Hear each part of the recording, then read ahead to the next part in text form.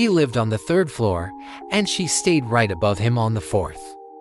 Every morning, like clockwork, Tayo would leave for work early, a small black backpack slung over his shoulder, his face always set in a serious expression. He moved with a quiet purpose, his focus seemingly locked on the day ahead. Up on her balcony, surrounded by a small jungle of potted plants, Elena would often watch him. While watering her flowers, she'd see his figure emerge from the building's entrance. He never looked up, never smiled. She found herself wondering what kind of job could possibly make a person so quiet, so seemingly cold, every single morning.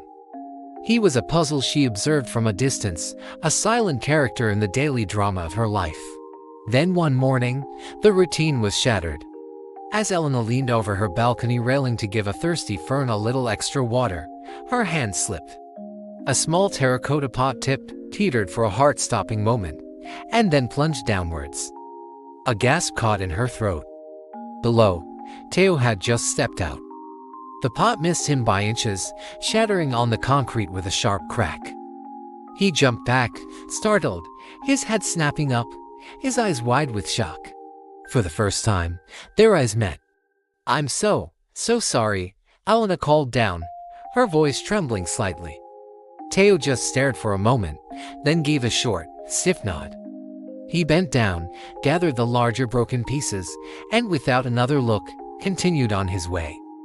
Elena's heart pounded in her chest, a mix of relief and a strange sort of disappointment. He was gone, and the moment was over. But that small, near-disastrous accident became the unexpected seed for something new. The very next day, as Elena was leaving her apartment, she noticed a small piece of paper taped to her door. In neat, clean handwriting, it read, "No problem. Your flowers are safe with me next time. Tayo." A slow smile spread across her face. It was the last thing she had expected. Without a second thought, she grabbed a pen from her bag, and right below his message, she wrote her reply, "Only if you promise to smile more." She taped the note back to her door.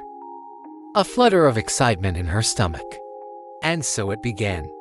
Their silent, hidden conversation. From that day on, they started leaving small notes for each other. They were tucked under doors, attached to balcony railings with clothespins, or slipped discreetly under doormats. At first, the notes were simple, almost trivial. They wrote about the weather, the notorious Lagos traffic, a funny thing they saw on the street. Soon, the notes became more personal. He wrote about a frustrating day at work. She wrote about a book she couldn't put down. He confessed he didn't know how to cook anything besides instant noodles. She left him a simple recipe for jollof rice.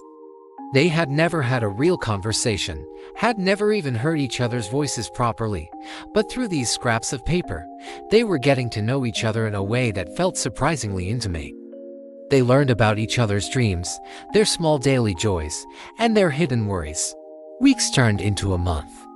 Tayo found himself looking forward to coming home from work with a strange, new anticipation. The first thing he'd do, even before taking off his shoes, was check for a note. His colleagues at the office started to notice a change in him. He was lighter, quicker to laugh. "What's gotten into you, Tayo?" his friend asked one afternoon. "You're actually smiling." Tayo just shook his head, a private grin on his face. He didn't have the words to explain that his happiness was tied to a woman he'd never spoken to, a woman who lived just one floor above him. One particularly hot and sticky evening, the entire building was plunged into darkness. A power outage. Groans and complaints echoed through the hallways as people spilled out of their stuffy apartments, seeking a breath of fresh air. Elena, armed with a single lit candle, made her way downstairs and sat on the front steps, the flame flickering and dancing, casting long shadows around her. A few moments later, a figure emerged from the darkness. It was Tayo. He saw her sitting there, her face illuminated by the soft, warm candlelight. It was the first time he had seen her up close, not as a distant figure on a balcony, but as a real person. He stopped in front of her. "You're even prettier without the flowers," he said, his voice smoother and deeper than she had imagined. She looked up, a laugh escaping her lips. "And you're less serious in candlelight," she replied. That night, they talked for hours. They sat on the steps, the rest of the world fading away, their voices finally filling the silence that had existed between them for so long. They talked about everything and nothing: the notes, their jobs, their families, their dreams for the future. The power eventually flickered back on, lights buzzing to life inside the building, but neither of them noticed. They were lost in their own little world. From that night on, they were inseparable. Their secret note passing evolved into real-life adventures. They took evening walks through the neighborhood, their hands brushing against each other. They had long talks on her balcony, surrounded by the very flowers that had brought them together. They shared breakfasts on weekends, Tayo's attempt at jollof rice becoming a running joke between them. The hallway between the third and fourth floors no longer felt like a divide, but a pathway. But then, one morning, everything changed. Tayo went to knock on her door for their usual weekend coffee, but there was no answer. The apartment was quiet. Too quiet. Taped to her door, where their first notes had been exchanged, was a single, final note. Her handwriting was rushed. "I had to go back to Spain for family reasons." It was sudden. "I'll write you, Elena." Just like that, she was gone. The days that followed were heavy with her absence. The hallway felt empty, the silence deafening. Tayo fell back into his old routine.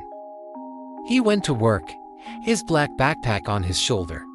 But now the seriousness on his face was real, born of a heavy heart. Every time he passed her empty balcony, a pang of loneliness hit him. Weeks crawled by, and no letters came from Spain.